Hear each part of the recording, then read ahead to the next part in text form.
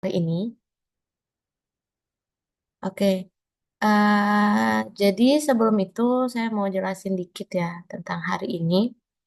Kita itu akan belajar algoritma Lizenga khususnya untuk terumbu karang.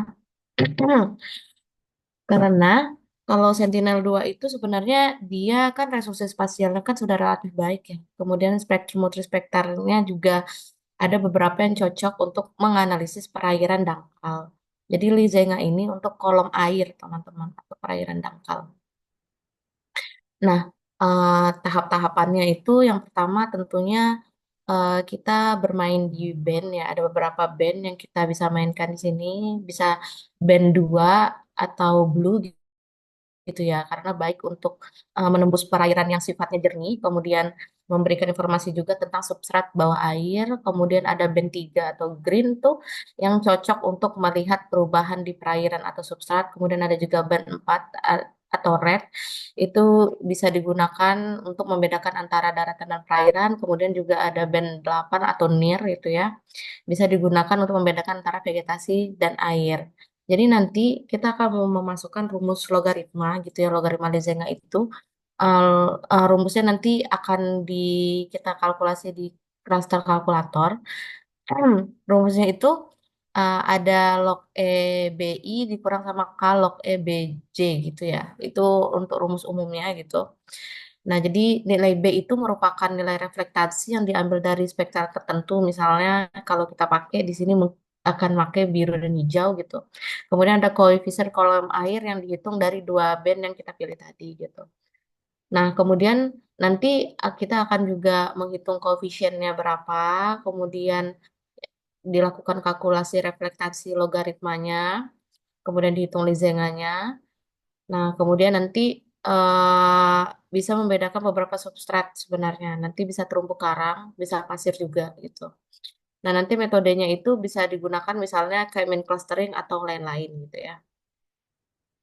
Kemudian nanti jadi karena memang sebenarnya Sentinel ini udah cukup baik untuk em, menganalisis kolom air gitu. Cuman nanti kita tergantung lagi dengan citra satelit yang kita gunakan. Apakah nanti hasilnya baik atau tidak gitu ya. Karena yang namanya kita menerapkan logaritma itu tentu saja ada akurasinya nanti. Nah, akurasinya itu nanti bisa teman-teman dapatkan ketika validasi di lapangan. Dengan membandingkan persentase observasi yang benar sama persentase yang stasiun yang kalian lakukan secara acak untuk memvalidasi. Nah, kira-kira itu yang bisa saya sampaikan untuk pengantar ya. Nanti bisa dilanjutkan kembali oleh Mas Tirta. Oke, terima kasih. Silakan, Tir.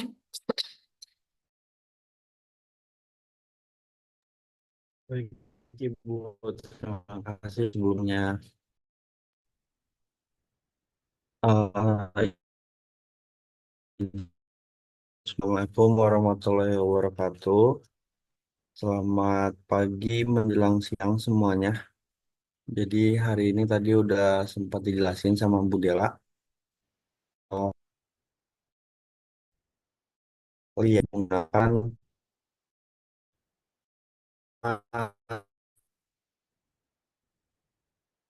aku ingin share screen teman-teman.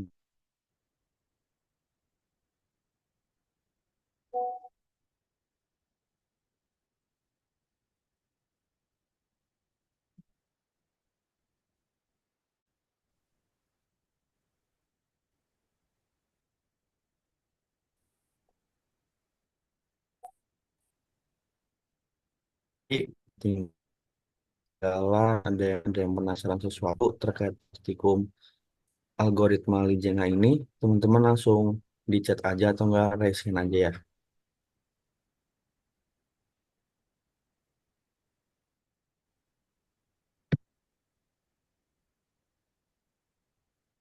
Sambil nunggu di bahas algoritma Lijenga ini bisa menjadi beberapa kelas ya. Jadi di sini nanti kita bakal menghasilkan 5 kelas. Nah, 5 kelas ini tuh ada aja yang masuk kan per jalan atau dangkal. Terus yang kedua itu ada terumbu karang hidup. Yang ketiga itu terumbu karang mati atau rubble. Keempat itu lemon dan lima. Nah, kebetulan kalau misalnya berbicara tentang terumbu karang di Laut Tikung, untuk pasirnya sendiri juga sudah banyak rubble-rubble. Jadi kita baru keluar, kita baru masuk ke dalam perairan dangkal itu udah banyak banget karang-karang mati atau biasanya disebut rubble gitu. Jadi nanti kita bakal ngeliat pengelasan lima kelas yang bakal dibuat sama algoritma Jenga.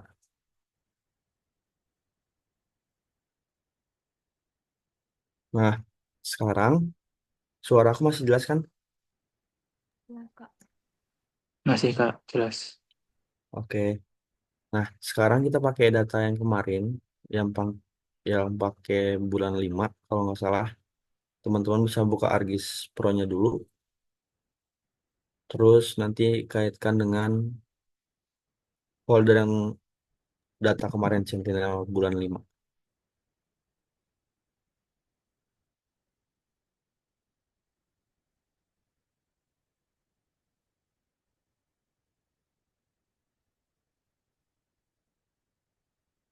Nah, kalau misalnya teman-teman udah, teman-teman bisa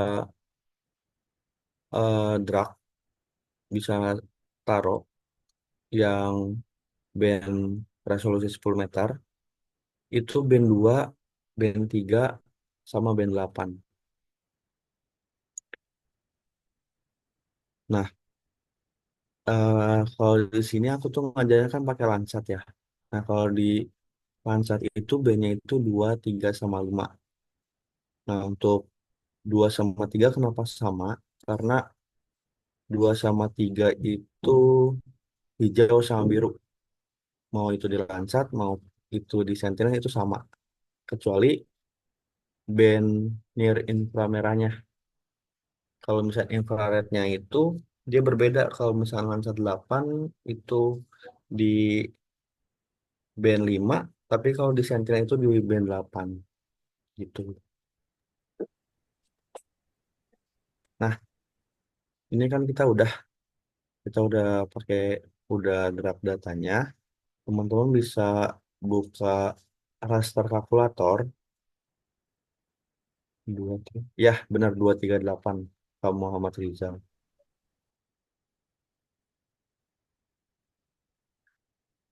Hmm. Nah, kalau udah teman-teman bisa buka raster kalkulator, terus rumus yang pertama bakal kita pakai itu band 8 dibagi band 2. Nah, mungkin ada beberapa teman-teman yang penasaran ini rumusnya buat apa. Rumus ini itu buat memisahkan antara daratan sama perairan. Nanti kita bakal lihat hasilnya ketika di running.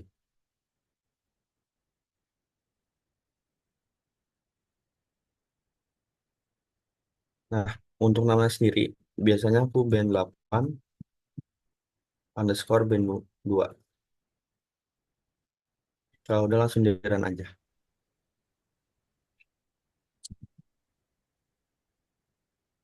Kalau ada error, kasih tahu ya.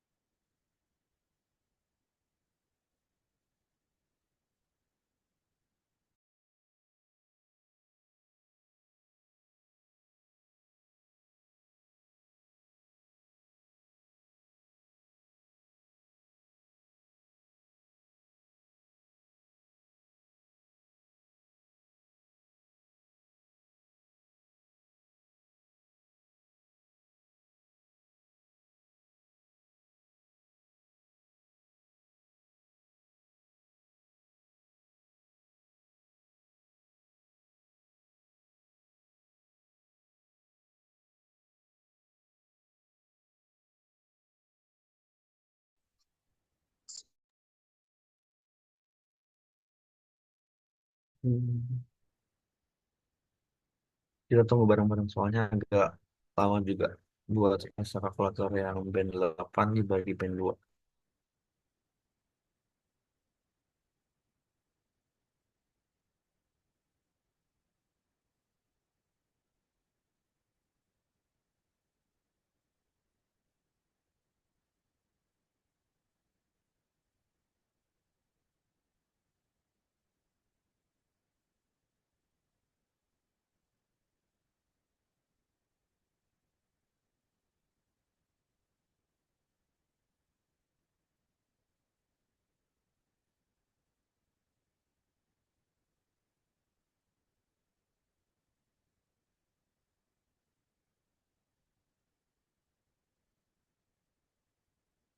Nah, teman-teman udah semua.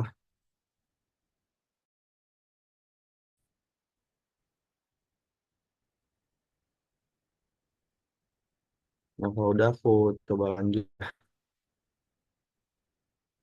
Nah, setelah kita rasa kalkulator, teman-teman boleh reclassify. Ketik aja di sini reclassify. Nanti di input rasternya itu, oh belum. Oke, aku tunggu ke Audrey. Aku tunggu sampai 935 ya.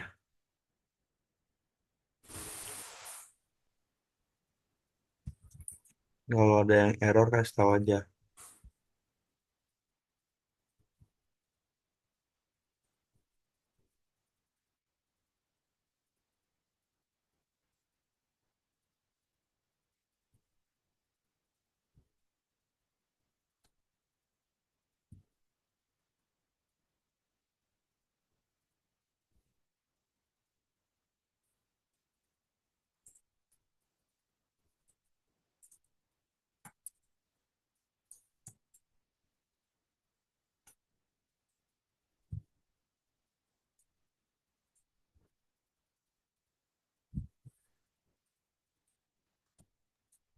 Nah, buat masukin rumusnya di rasa kalkulator, Kak. Nanti kakak ketik di sini rasa kalkulator, terus klik, nanti tampilannya bakal kayak gini. Nah, tadi rumusnya itu band 8 dibagi band 2. Di situ namanya, kalau aku B8 underscore B2. Gitu.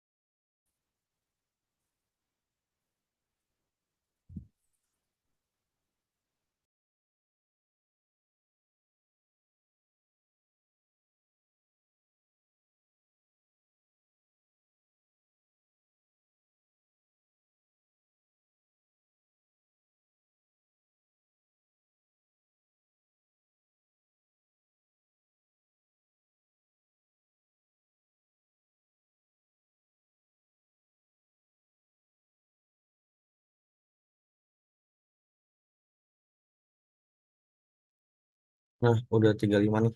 Aku harap teman-teman udah semua ya. Aku bisa lanjut ya.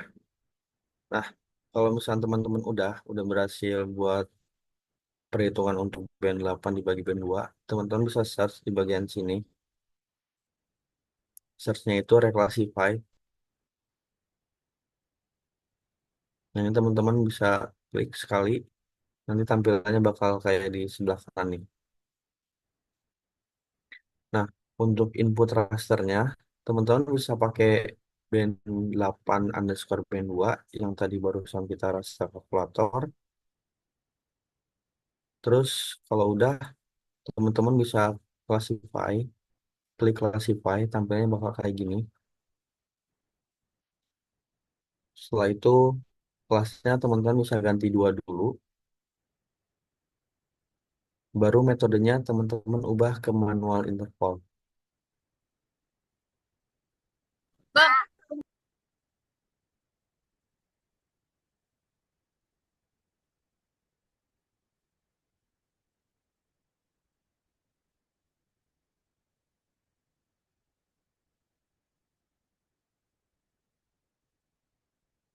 Nah, kalau misalnya teman-teman udah, teman-teman bisa ubah upper value-nya yang pertama ini.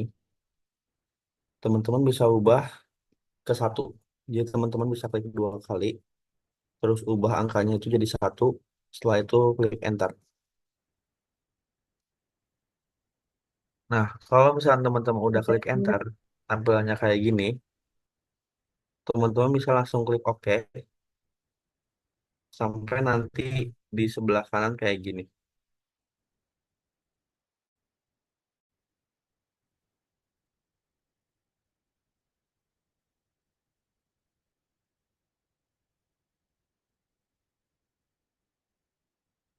Nah, kalau misalnya udah, teman-teman bisa langsung running. Mau diganti nama juga nggak jadi masalah.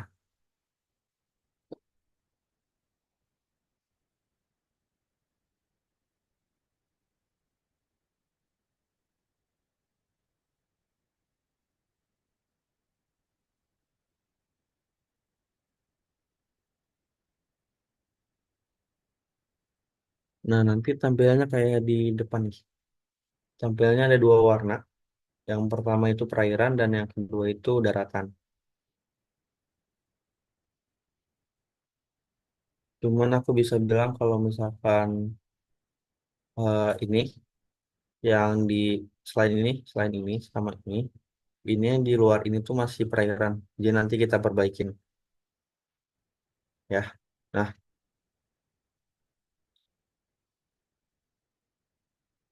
kalau warnanya beda nggak ngaruh sama sekali, Pak Rizal.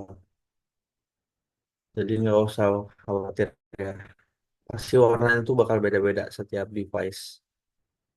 Nah, aku lanjut ya.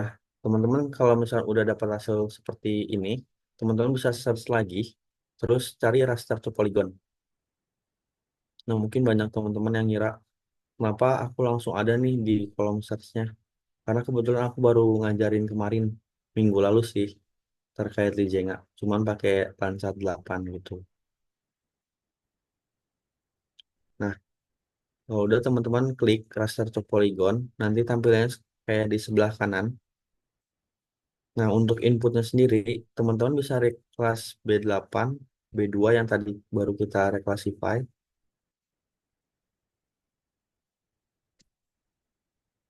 Nah, buat teman-teman yang belum ke checklist ini, simply polygonnya, teman-teman boleh di checklist. Gunanya buat apa? Gunanya buat biar data dari polygon atau data vektor yang kita buat ini nggak terlalu besar gitu.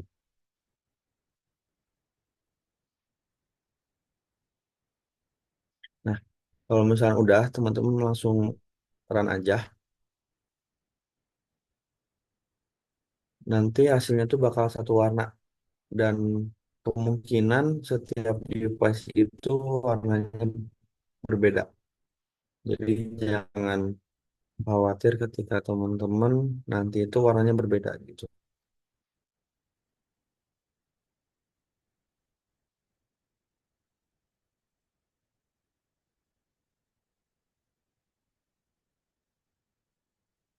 Nah, udah semua.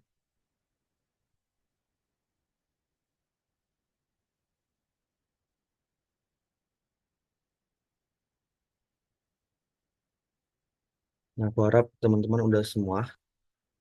Kalau ada yang belum boleh ketik aja di chat, di kolom chat. Nanti aku respon. Nah, kalau misalnya teman-teman udah jadi polygon kayak gini atau data vektor, teman-teman teman-teman sekarang itu eh, bikin SHP baru atau bikin data baru yang dia tuh kelasnya cuma satu. Nah, tadi kan teman-teman ngeliat ini ada satu sama dua, yang dimana satu itu perairan dan dua itu daratan. Nah, dari hasil polygon ini, yang dia tuh include dua-duanya, baik itu perairan maupun daratan itu kan masih kena ya semuanya. Nah, teman-teman bisa klik kanan di bagian hasil poligonnya. Nah, nanti di bagian bawah, nggak terlalu bawah, itu ada bagian data, pilih export feature. Teman-teman bisa klik sekali.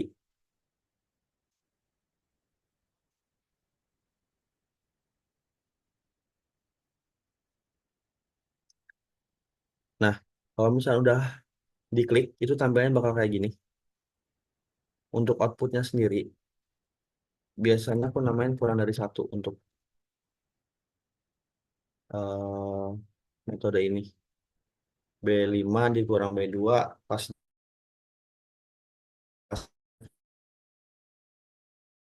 pas kelas. Nah, kalau udah jangan langsung deh.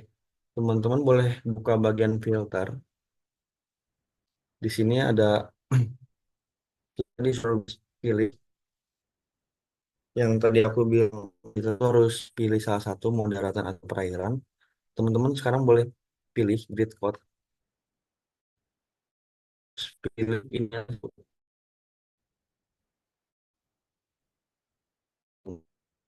satu dua. Ya, terus.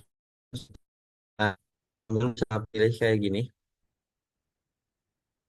Nah, kalau misalnya udah, teman-teman langsung klik OK.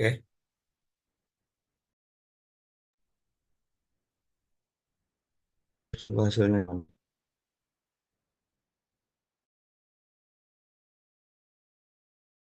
teman-teman buat SAP baru atau data baru itu hasilnya bakal kayak gini. Daratannya tuh nggak ke include, jadi daratannya udah nggak masuk. Nah, ini yang butuhin ya. Nah, mungkin tadi kenapa where-nya itu kita pilih grid code, karena kalau misalnya kita klik kanan di hasil raster to polygon,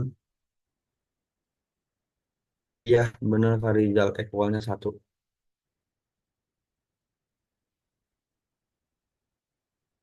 Nah, tadi kenapa aku pilih where-nya itu grid code, mungkin teman-teman bisa klik kanan di bagian raster to polygon yang hasilnya.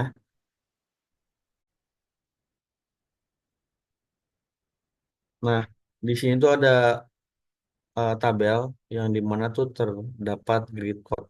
Nah, grid code itu dapatnya dari mana? Saat pengkelasan teman-teman tuh ada satu sama dua. Nah, satu dua ini ketika kita raster to polygon itu menjadi kolom grid code di mana satu itu untuk perairan dan dua itu untuk daratan. Jadi where-nya ini tuh grid code berdasarkan kelas yang udah kita buat. Oke, aku lanjut ya. Nah, dari sini setelah ini teman-teman boleh bikin digitasi kayak kemarin yang kita lakukan. Teman-teman bisa ke bagian katalog. Di sini folder, ada folder, terus pas teman-teman buka tuh bakal ada folder gambarnya rumah. Nah, terus teman-teman bisa pilih file yang gambarnya rumah dengan .gdb atau geodatabase. Terus teman-teman bisa klik kanan, terus paling atas new, terus feature class. Nah, buat namanya kayak biasa, aku biasanya selalu buat pemotong. Kalau udah, teman-teman bisa langsung finish.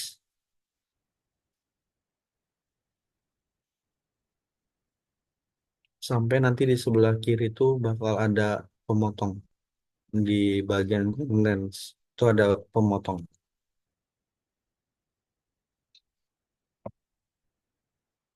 Ada yang ketinggalan nggak? Kalau misalnya ada yang ketinggalan, aku bisa ulang.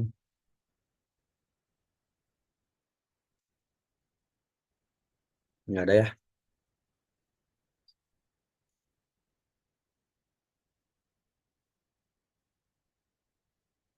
Oke, kalau nggak ada, aku lanjut ya.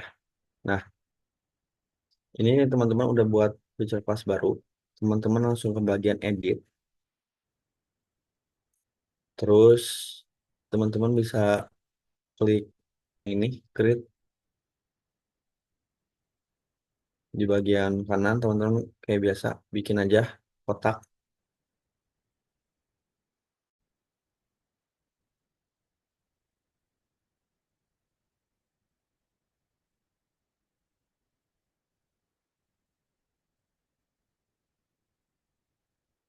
Bebas kotaknya terserah teman-teman mau sebesar apa, sekecil apa.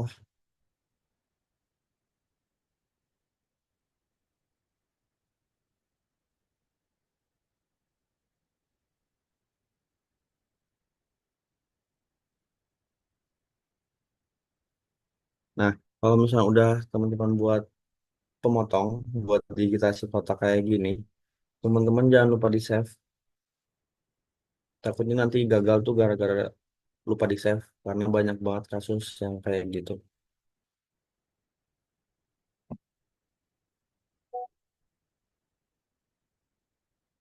Nah, kalau udah teman-teman klik save, terus teman-teman bisa ke bagian klip, ketik aja klip, bukan klip raster tapi klip aja. Terus teman-teman bisa pilih yang analysis tools.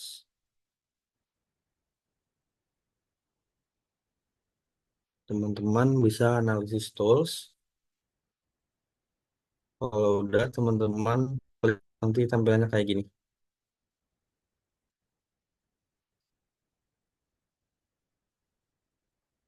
Nah, untuk inputnya teman-teman bisa pilih yang kurang satu. Clip feature-nya itu teman-teman bisa pilih pemotong. Terus teman-teman bisa di running.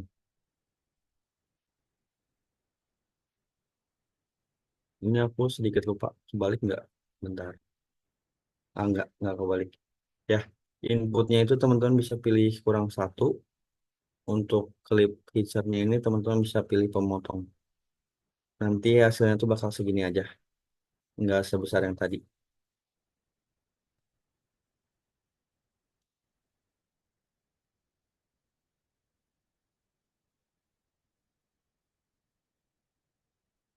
Nah, kalau misalnya udah, kita nggak langsung ke algoritma lijengannya. Tapi kita benerin dulu nih buat perairan yang dianggapnya itu sebagai daratan. Nah, ini kita coba ubah dulu. Teman-teman bisa ke bagian edit. Di sini tuh bakal ada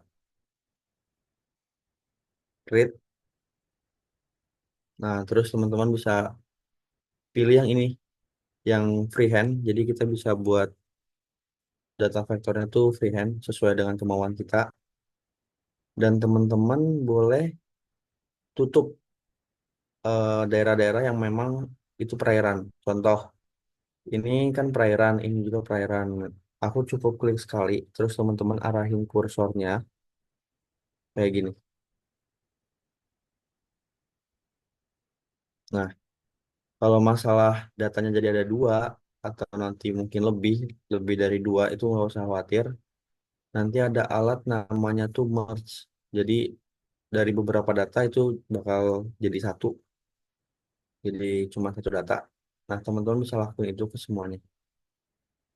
Biar yang perairan tuh tetap perairan gitu.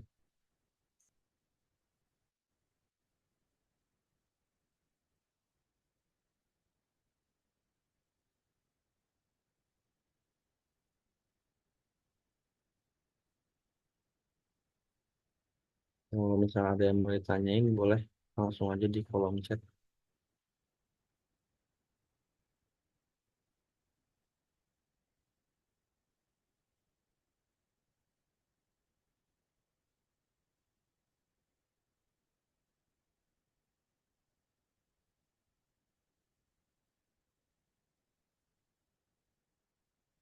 Jadi ada beberapa titik yang emang perairannya tuh dianggap sebagai daratan.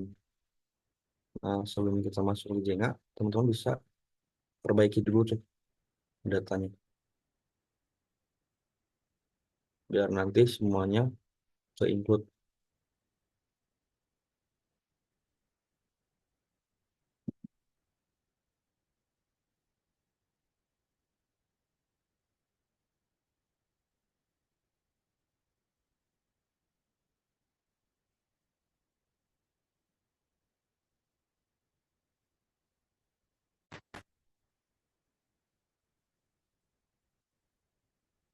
Waduh,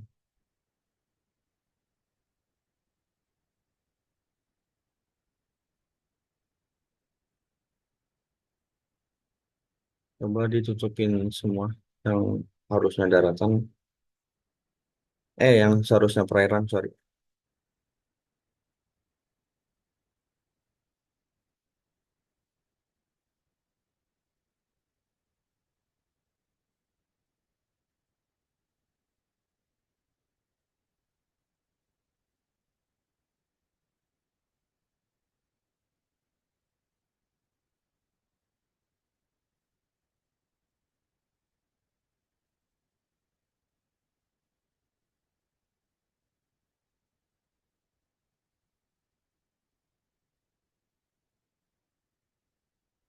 Aku harap semuanya bisa mengikuti dengan baik ya.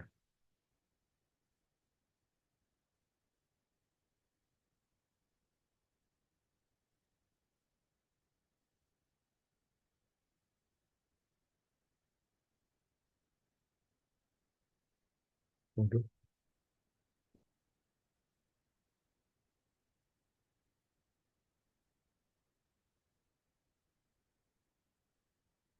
Nah, nah, ini perairannya udah masuk semua. Nah, ini kan cuman jadi beberapa data nih. Ini sebelumnya teman-teman udah semua atau belum? Boleh coba direspon di kolom chat. Belum, Kak? Oke, aku tunggu ya. Sampai 55 mungkin. Ini banyak yang aku tambah. Teman-teman boleh lihat di depan layar. Aku tunggu sampai 55 ya.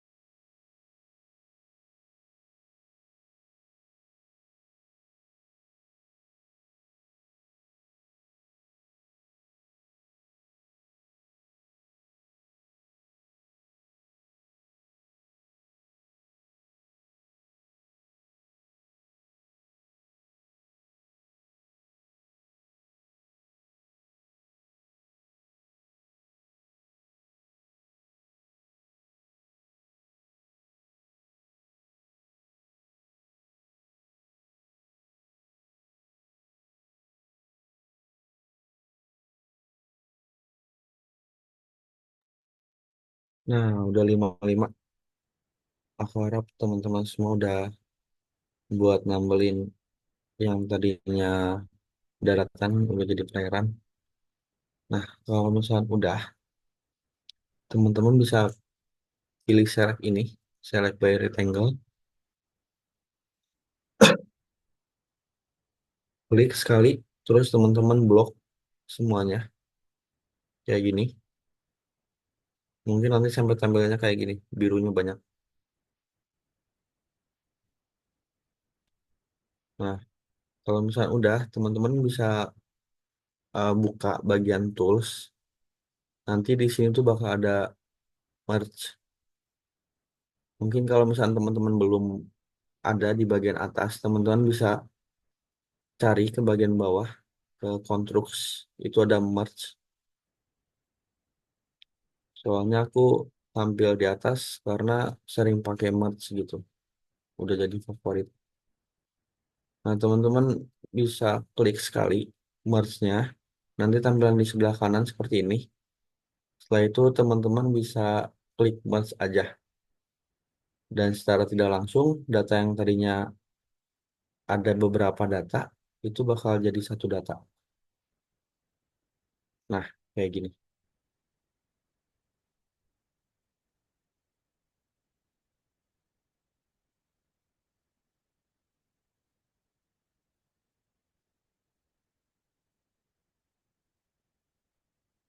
Ya, kayak gini. Hmm, ini ada yang belum ke include kalau aku coba dulu.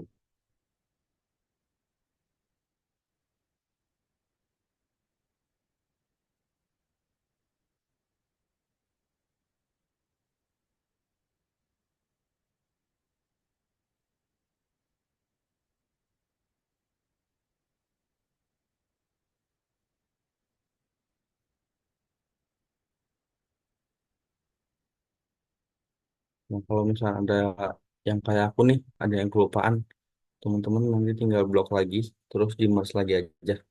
Nanti datanya bakal jadi satu lagi. Ya, udah semua, bisa mengikuti semua.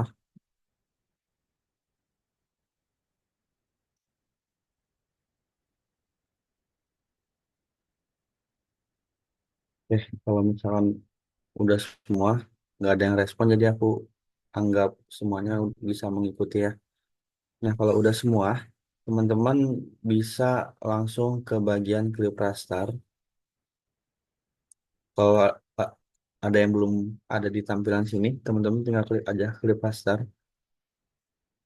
Ter- Terus diklik, nanti tampilannya bakal kayak gini. Nah, tadi pas aku lagi update digitasinya, aku lupa nge-save. Nanti bakal ada peringatan kayak gini. Teman-teman boleh save dulu.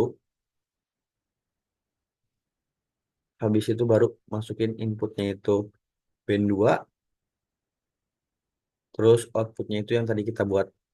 Kalau aku namanya kurang underscore satu, kurang klik. Nah, kalau udah, teman-teman jangan lupa di checklist, biar nanti hasilnya tuh sesuai dengan pem- pemotong yang kita udah buat. Nah, buat penamaannya, teman-teman bisa namain B2 atau B2 klik juga boleh. B2 clip, setelah itu di run.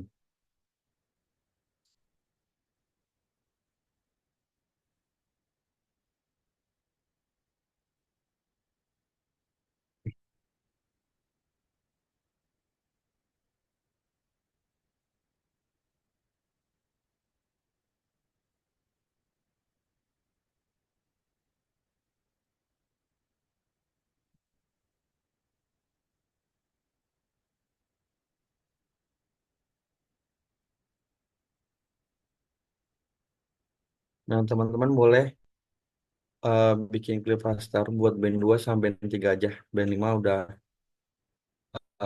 nggak perlu.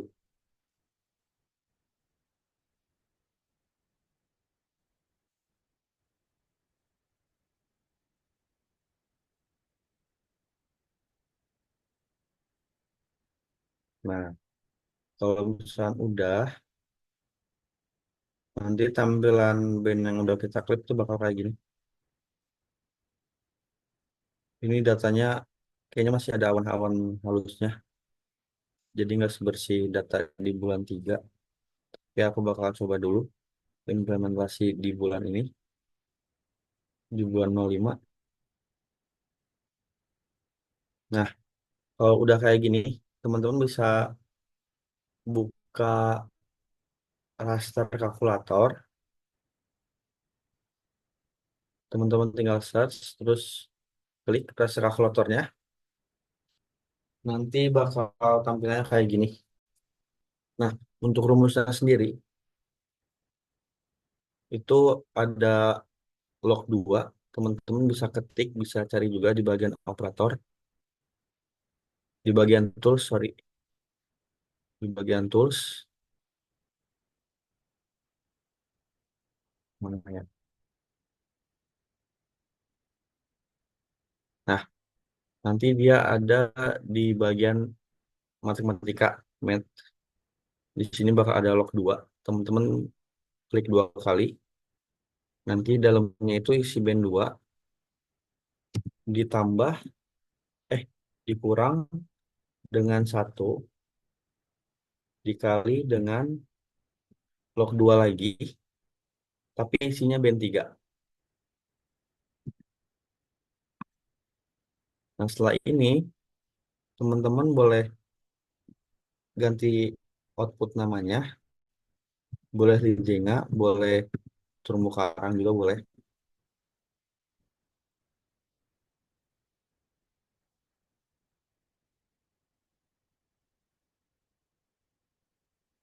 Nah, setelah itu teman-teman bisa langsung running.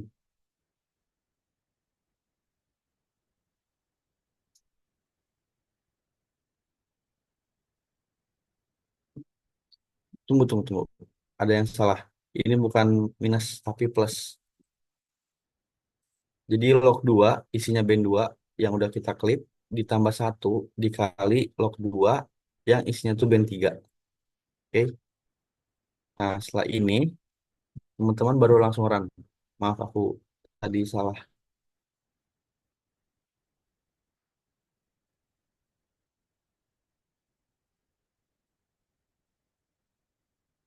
Oke.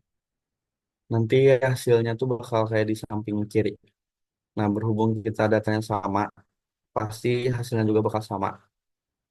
Di minimumnya tuh 20,71 sekian sampai maksimumnya itu 23,97 sekian. Tapi aku ralat deh, nggak nentu sama karena besaran dari digitasi yang kita buatnya, aku nggak tahu pasti kan bakal beda-beda tuh. Aku takutnya kita beda gara-gara di situ doang. Ya, tapi hasil range-nya tuh dari 20 sampai 23.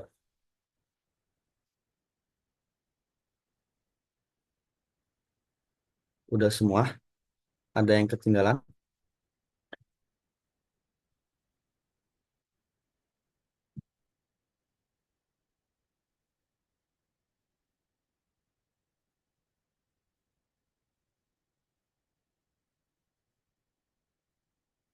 udah semua ya, bisa mengikuti semua ya. Oke, kalau misalnya udah semua, ini kita belum selesai. Kita baru masukin algoritma Lizenganya aja. Setelah ini, teman-teman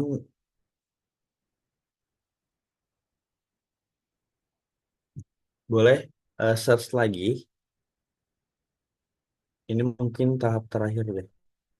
Teman-teman bisa search lagi. Terus di sini tuh ada reclassify. Nah, teman-teman pilih reclassify.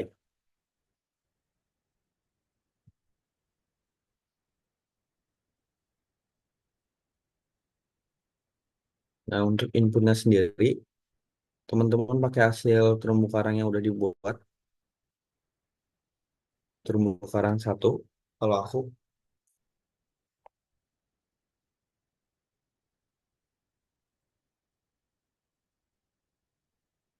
setelah itu teman-teman bisa klik classify. Nah, di bagian sini, kelasnya kita 5. Benar, tadi udah dikasih tahu juga di awal ada 5. Yang pertama nanti itu bakal perairan dalam. Kedua itu terumbu karang hidup. Ketiga itu terumbu karang mati atau rabal. Keempat itu lamun. Dan terakhir itu pasir yang kelima. Jadi kelasnya kita nggak perlu ubah. Tapi metodenya boleh diubah sama teman-teman. Jadi equal interval.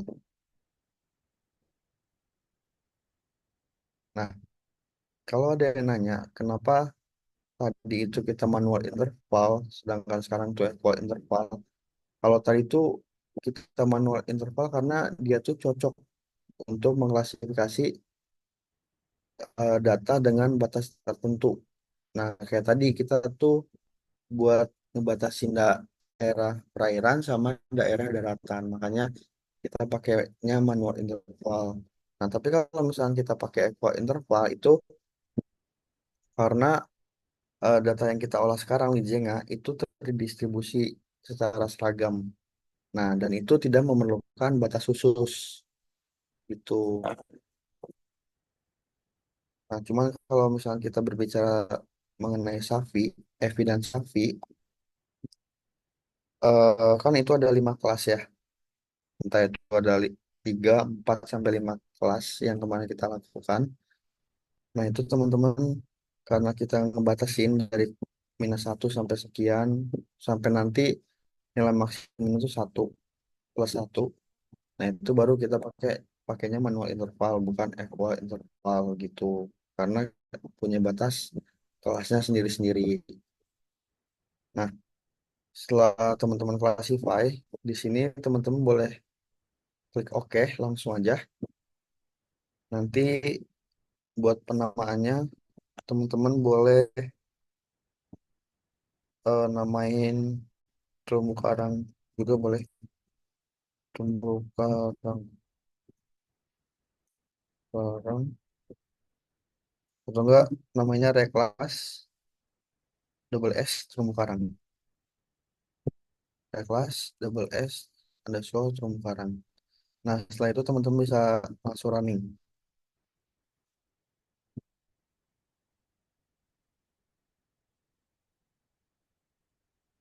Nah, hasilnya tuh bakal kayak gini.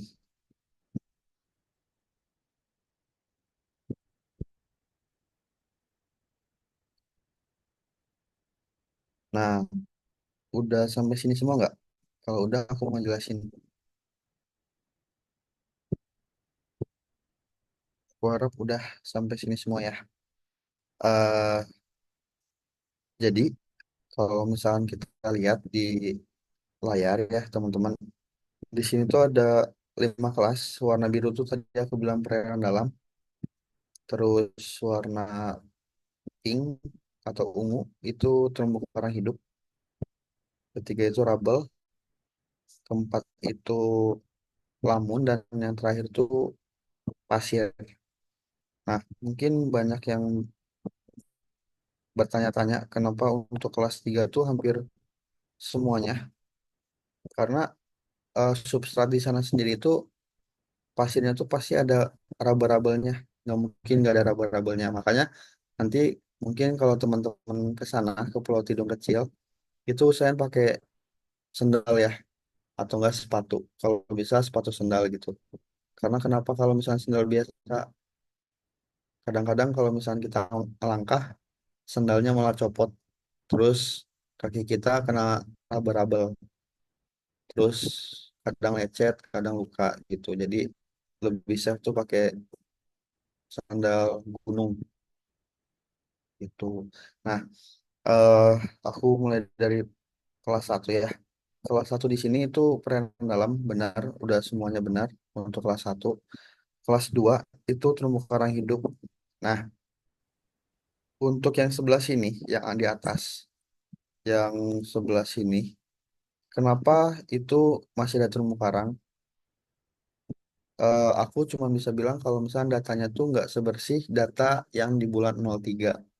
Karena kalau misalnya teman-teman udah ada yang download data bulan 3, itu datanya jauh lebih bersih daripada data yang bulan 05. Karena kita bisa lihat sendiri dari rasternya juga, dari data rasternya juga udah punya awan-awan halus kayak di band 2 di band 3 juga udah ada awan-awan halus. Beda nanti kalau misalnya kita ngolahnya tuh pakai yang bulan 3 karena kebetulan itu sangat amat bersih. Dia tuh nggak ada sama sekali awan. Nah, itu untuk kelas 2. Nah, untuk terumbu karang sendiri, aku bisa bilang di bagian sini sama di bagian sini itu benar. Kenapa? Karena memang itu kan aku berfokus sama Lamun ya. Lamun aku pernah stasiunnya di sini, di bagian sini, sama di bagian sini itu Lamun semua. Kenapa? Masih jelaskan suaraku, teman-teman?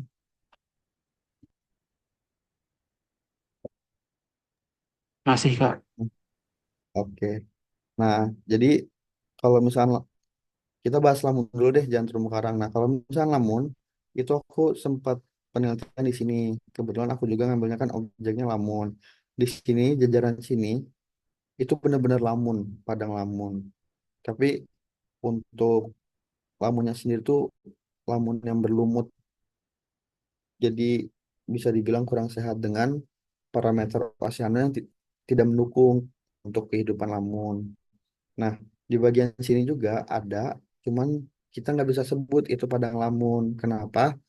Karena untuk yang sebelah sini itu lampunya tuh masih yang kecil-kecil, masih yang jarang. Kita bisa bilang lampunya tuh jarang kalau misalnya di sini. Dan itu masih yang terbilang kecil-kecil. Tapi kalau misalnya yang di dekat dermaga ini, itu lampunya udah padang lamun, udah tinggi-tinggi lah lampu tuh di bagian sini. Nah, terumbu karang itu di bagian sini, iya benar. Karena waktu aku lamun, teman-teman aku yang ngambil terumbu karang itu adanya di sini. Begitupun sama di sini. Ketika aku ngambil data lamun di sini, itu teman-teman aku di bagian sini. Itu banyak banget terumbu karang. Tapi dengan kedalaman, kalau misalnya lamun kan kita bisa nggak pakai apa-apa ya. Mungkin paling dalam sepinggang atau sedada, tapi nggak akan sampai nyelam gitu. Tapi kalau misalnya terumbu karang di sini tuh, kalau nggak salah ya, itu ada 2 meter, 3 meter. Jadi mungkin nanti teman-teman pas ke sana bisa bawa alat snorkeling gitu. Nah, terus untuk kelas 2 kan udah ya tadi terumbu karang. Terus untuk kelas 3 itu terumbu karang mati atau rubble. Nah, karena di sini tuh pasirnya tuh berkarang. Berkarang di sini tuh rubber-rubber semua. Pasir, pasir, tapi isinya tuh rubber-rubber. Banyak banget patahan karang. Makanya kenapa pas kita analisis pakai algoritma Lijenga, itu hampir semuanya itu warnanya seperti itu. Karena memang di sini tuh pasirnya itu banyak banget yang namanya rubble atau terumbu karang mati. Mungkin klasifikasinya juga seperti itu. Terus untuk nomor 5, mungkin banyak teman-teman yang bertanya kenapa nomor 5 tuh nggak ada. Oke, aku sedikit jelasin. Di bagian sini, di bagian yang kita buat kurang _1, kita cuman bener-bener perairannya aja. Untuk pasir, itu nggak ke-include. Teman-teman boleh lebih teliti lagi. Untuk pasir itu nggak ke-include. Di bagian sini juga nggak ke-include. Kita bener-bener main perairan aja. Bagian Pulau Tidung Besarnya juga nggak ke-include. Tuh, pasirnya nggak ke-include. Makanya kenapa hasil dari eh reclassified terumbu karang pakai algoritma Lizenga ini lebih bisa dibilang kalau misalnya pasir tuh nggak ada, cuman ini doang. Tapi sisanya tuh nggak ada, sisanya cuma 4 kelas gitu. Ada yang ketinggalan atau ada yang mau dijelasin ulang? Nah, mungkin untuk teman-teman yang udah download data bulan 3 nanti bisa ikutin aku karena aku pengen kasih tahu perbedaan data bersih sama data yang nggak bersih itu gimana. Jadi sebelum aku lanjut ke data bulan 3 ini, ada yang mau ditanyakan?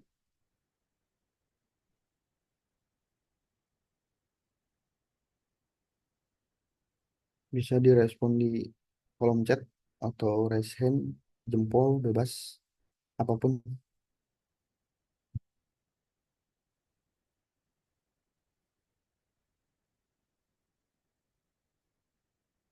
Cara ini bisa dipakai buat rumput laut.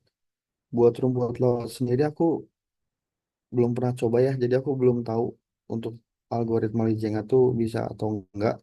Tapi yang aku tahu tuh nggak bisa buat algoritma Lijenga gitu.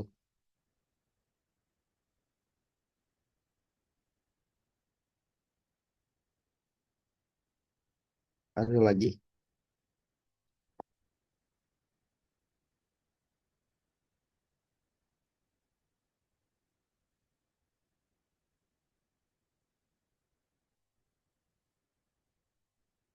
Udah semua ya, semuanya udah. Aku harap kayak gitu semua ya. Jadi semuanya udah. Ini mungkin aku langsung lanjut aja biar kita efisiensi waktu. Teman-teman yang udah download bulan 3 itu boleh ikutin. Yang belum juga nggak jadi masalah. Teman-teman bisa perhatiin. Ini aku mulai dari connect folder bulan ketiga. Yang ini. Ini bulan yang ketiga juga udah ada di Google Drive ya. Jadi teman-teman tinggal langsung download aja. kalau misalnya nanti lagi gabut atau yang lain gitu terus dicobain. Nah, ini aku bakal mulai langsung tanpa harus menggunakan band 8 lagi atau band 5 kalau di Lancet. Jadi aku cuma butuh band 2 sama band 3. Jadi teman-teman yang ngikutin boleh gerak band 2 sama band 3. Terus teman-teman bisa lihat dulu nih perbedaannya. Band 2 dulu. Band 2 ini yang bulan 3 dan ini yang bulan 5. Oke. Ini bulan 5 dan ini bulan 3. Oke. Dan untuk band 3-nya sendiri, nah,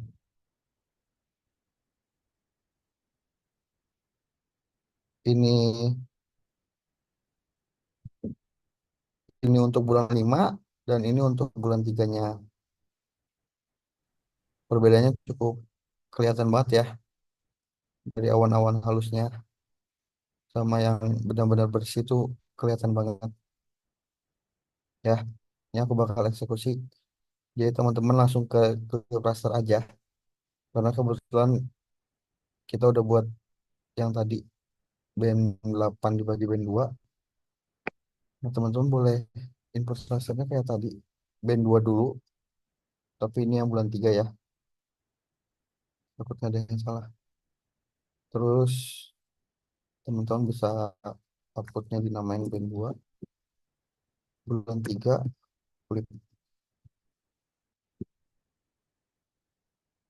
Nah, kalau udah teman-teman langsung di running aja.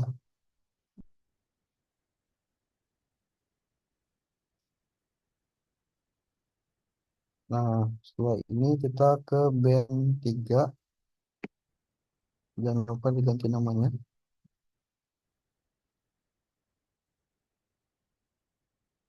Ini banyak banget kita buat nih.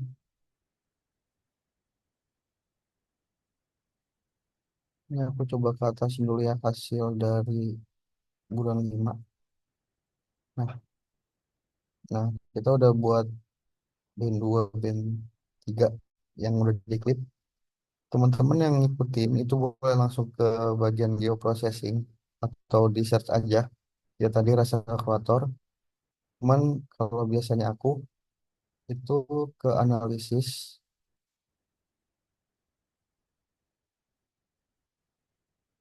sebentar. Teman-teman bisa ke analisis, terus di sini ada bagian tools. Nah, kalau misalnya aku, kalau rumusnya sama, itu aku tinggal lihat history. Nah, historinya yang paling baru kan tadi 10.02.52. Teman-teman langsung klik, secara nggak langsung rumusnya yang tadi kita pakai itu ada. Itu, ini lebih mempersingkat waktu. Apalagi kalau misalnya kita nggak ingat sama rumusnya. Mungkin teman-teman bisa andalkan history gitu untuk mempersingkat waktu. Yang pertama itu band 2 dan yang kedua itu baru band 3. Waduh, gini ya. Nah, kita namain terumbu karang 03.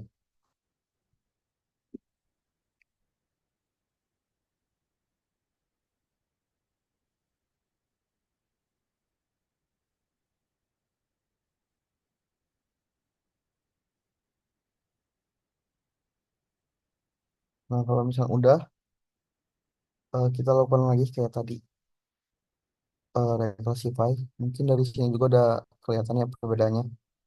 Kalau misalkan yang tadi itu hasilnya itu ada di minimumnya 20,71 sekian dan maksimumnya itu di 23,97 sekian. Sedangkan di bulan 3 ini yang datanya tuh cukup terbilang bersih itu minimumnya di 20,43 dan maksimumnya itu di 25,28 sekian. Nah, kalau misalnya teman-teman udah, teman-teman boleh buka reclassify Terus untuk inputnya teman-teman gunakan yang tadi bulan 3. Kelas siswanya sama. Kita menggunakan 5 kelas dengan metode equal interval. Nah, kalau misalnya udah teman-teman klik OK, terus teman-teman baru di running. Tapi kalau mau diubah namanya juga boleh.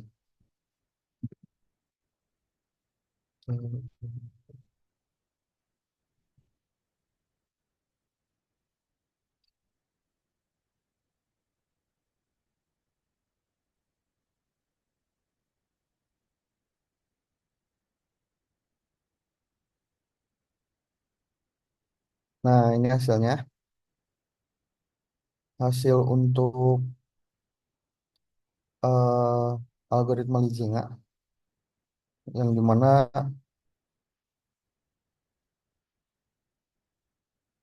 dia tuh untuk kelas satunya masih sama perairan dalam atau dangkal, kelas 2 itu terumbu karang hidup, kelas 3 itu terumbu karang mati atau disebut trouble, kelas 4 itu lamun, dan kelas 5 itu pasir. Nah, mungkin ini bisa dibilang lebih akurat. Kenapa? Karena kalau misalnya teman-teman teliti di bagian sini, itu ada perairan. Nah, kalau misalnya tadi data kita yang pertama, itu perairan diklasifikasi sebagai terumbu karang hidup.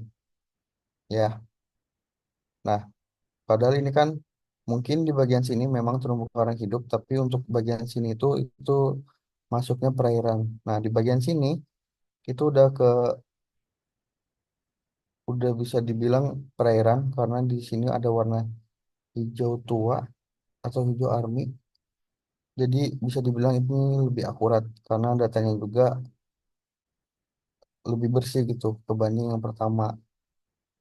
Nah, ini mungkin lampunya juga lebih akurat ya di bagian sini dan di bagian sini. Tapi kalau misal aku ingat tahun aku field trip dari ujung sini sampai sini tuh ada lampunya. Begitupun di sini juga dari jajaran ini itu ada lampunya gitu. Cuman aku nggak tahu karena udah 2 tahun belum ke Pulau Tidung kecil, jadi pertumbuhan lampunya tuh gimana? Karena kebetulan parameter oceanografinya juga itu kurang mendukung untuk kehidupan lampunya gitu. Ada yang mau ditanyain dari teman-teman semua?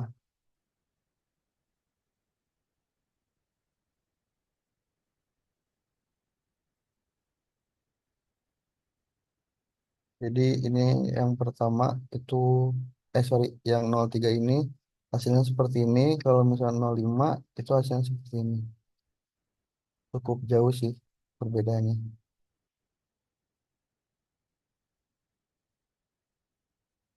Ada yang mau ditanyain? Paling sama satu lagi. eh jadi kalau misalnya teman-teman hasilnya mau lebih memuaskan dengan akurasi yang mungkin lebih akurat, teman-teman boleh pakai supervise yang teman-teman kemarin udah aku ajarin. Cuman kan kalau kemarin kita pakai composite band ya, teman-teman cukup pakai ini aja, cukup pakai si data lijengannya. Jadi teman-teman bisa ke bagian imagery, nanti di classification toolsnya ini teman-teman bikin training sampelnya, minimalnya 25 sampai 30. Terus untuk kelasnya teman-teman sesuaiin 5 kelas sesuai dengan yang tadi di praktikum. Terus mungkin bakal ada pertanyaan kayak gini. Kalau misalnya sampelnya nggak sampai 25 gimana?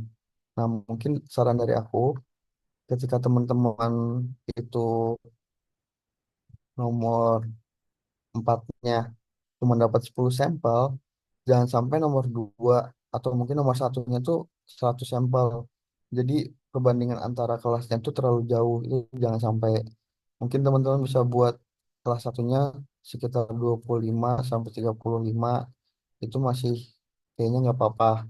Tapi kalau misalnya udah jomplang dari 10 atau 15 ke kelas dengan sampel yang 100, itu terlalu jomplang gitu, yang mungkin mempengaruhi hasil akurasinya gitu. Itu saran dari aku kalau misalnya teman-teman mau tindak lanjuti untuk terumbu karang gitu. Jadi teman-teman bisa pakai supervise juga, tapi nggak perlu pakai composite band gitu. Ya, ada yang mau tanyain sebelum aku kembalikan kepada Bu Dela?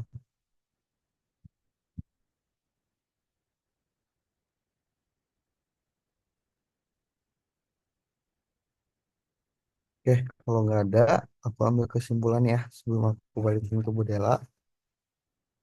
Ya, jadi kita udah kesimpulannya kita udah 3 hari, 3 hari untuk praktikum Lampung, mulai dari Lamun, terus mangrove sama terumbu karang. Yang dimana kalau misalnya Lamun dan mangrove ini menggunakan supervise dengan eh, dengan acuan composite band ya. Sedangkan untuk terumbu karang sendiri itu menggunakan algoritma Lizenga yang mungkin teman-teman bisa tindak lanjuti untuk ke tahap supervise dengan beberapa algoritma.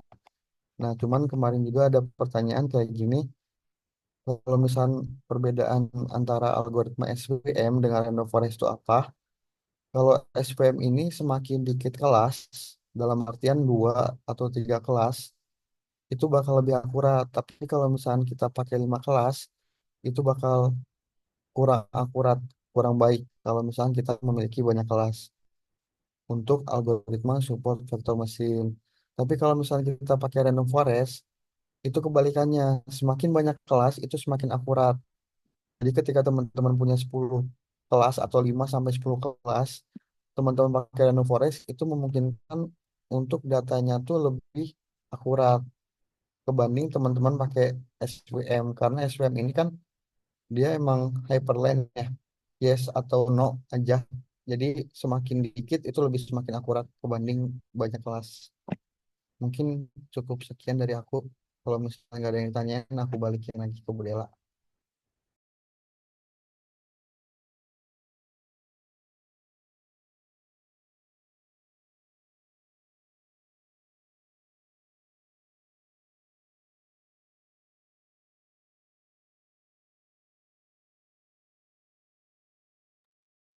Bu, udah selesai Bu.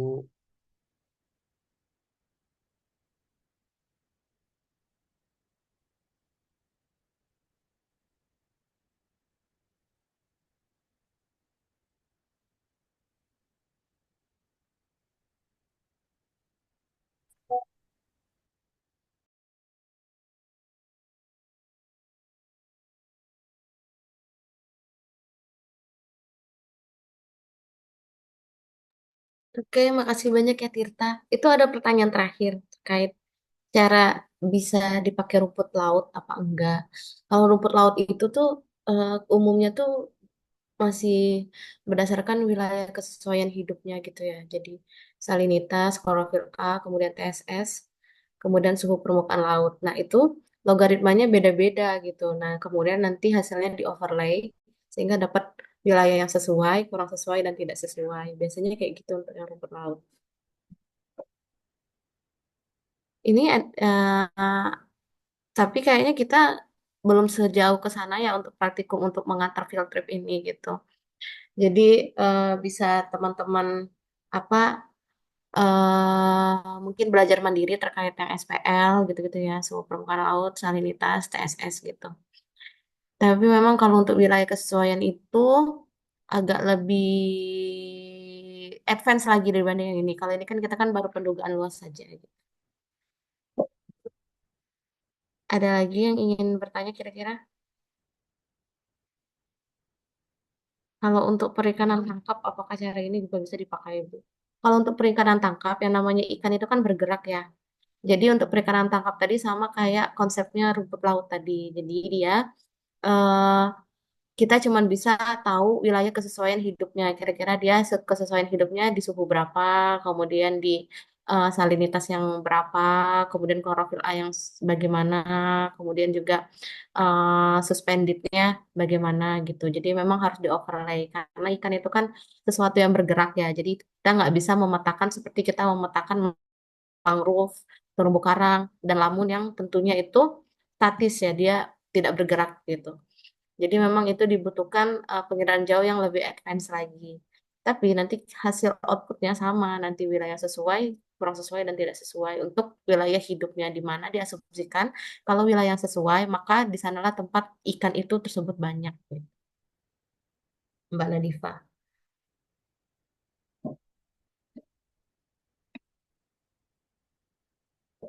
Ada lagi pertanyaan teman-teman?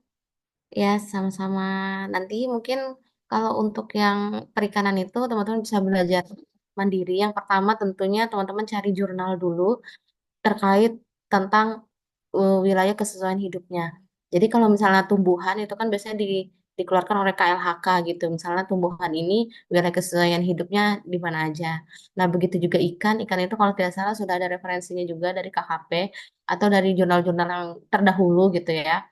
Wilayah kesesuaiannya hidupnya di suhu berapa dan lain-lain. Itu nanti ada parameternya. Nah, jadi biasanya tuh parameternya tuh ada dua, yang bisa kita tahu dari SIG atau penginderaan jauh sama yang harus diambil langsung di lapangan, misalnya kayak pH gitu-gitu kan. Itu harus diambil di lapangan gitu. Itu bisa. Jadi nanti biasanya kalau untuk wilayah kesesuaian itu minimal 3 parameter ya untuk mengetahuinya gitu. Kalau lebih banyak lebih baik. Nah, jadi memang itu data yang tingkatnya itu lebih lanjut gitu ya. Karena udah akan melalui berbagai macam logaritma. Masing-masing tadi variabel itu kan ada logaritmanya dan kemudian akan ada overlay gitu. Nah, tapi kan untuk yang kita field trip ini sepertinya kita akan baru pendugaan luas saja. Karena kan teman-teman sekalian kan belum dapat penginderaan jauh dan SIG ya. Nah, nanti itu akan dilakukan di semester-semester depannya gitu. Oke, silakan Tirta kalau mau ngomong, Tir. Ada tambahan nih dari Tirta. Mungkin dari aku sedikit Bu sebelumnya. Sebelumnya aku pengen bilang ke teman-teman untuk kalau belajar jangan cuma di perkuliahan ya. Jadi ketika teman-teman belajar nggak cuma di perkuliahan, kemungkinan berkembangnya itu lebih pesat gitu. Jadi jangan terlalu mengandalkan perkuliahan juga. Jadi pas di rumah, kalau bisa teman-teman belajar kayak tadi kata Bu Dela kan SG itu belum sejauh atau belum dapat gitu. Nah mungkin teman-teman boleh belajar dari sekarang. Jadi ketika SIG itu mungkin teman-teman bakal paling aktif di kelas karena teman-teman udah belajar atau mencuri garis startnya daripada teman-teman yang lain. Itu saran dari aku sih Bu. Udah cukup segitu Oke, aja. terima kasih Tir atas tambahannya. Ya, jadi memang benar eh, kalau misalnya kita minatnya di dunia per-GIS-an atau penginderaan jauh, karena ini teknologi, jadi memang dia akan berkembang cepat banget informasinya gitu. Sebenarnya kita sudah agak sedikit ketinggalan ya, karena kita masih menggunakan data-data yang masih sifatnya konvensional gitu. Nah, sebenarnya kalau sekarang itu udah banyak Google Earth Engine gitu. Jadi kita dari code cloud gitu ya. Cuman nampaknya kalau misalnya diajarkan sekarang akan lebih berat gitu. Jadi kan karena memang teman-teman belum dapat SIG, jadi materi yang diajarkan juga disesuaikan. Tapi kalau memang teman-teman minat dan misalnya mau cari tahu tentang perikanan tadi atau rumput laut tadi, sebenarnya source-nya di YouTube itu sudah sangat banyak. Jadi teman-teman bisa mengikuti itu saja gitu. Jadi bisa belajar sendiri di rumah, ngulik-ngulik sendiri. Karena nanti tuh pas ngulik-ngulik sendiri tuh rasanya enak juga gitu. Kalau kita ngulik-ngulik tuh ada kepuasan tersendiri, terus kayak seneng gitu. Nah, jadi di sini praktikumnya ini mengantarkan teman-teman untuk belajar bagaimana tadi raster kalkulator, kemudian tadi yang kemarin-kemarin supervise itu kan termasuk yang dasarnya penginderaan jauh dan dasarnya SIG sebenarnya. Dasarnya penginderaan jauh biasanya kalau di penginderaan jauh itu akan diajari pas awal-awal praktikum supervise itu. Nah, kemudian tadi logaritma sederhana dari logaritma Rizenga. Nah, mudah-mudahan ini bisa menghantarkan teman-teman untuk analisis yang lebih advance lagi selanjutnya. Jadi demikian untuk hari ini, semoga bermanfaat untuk teman-teman semua. Saya akhiri. Wassalamualaikum warahmatullahi wabarakatuh. Waalaikumsalam warahmatullahi wabarakatuh. Terima Terima kasih, kasih Bu Ibu Dela. Terima Kak kasih Ibu Tirta. dan Kak Tirta. Terima kasih Bu.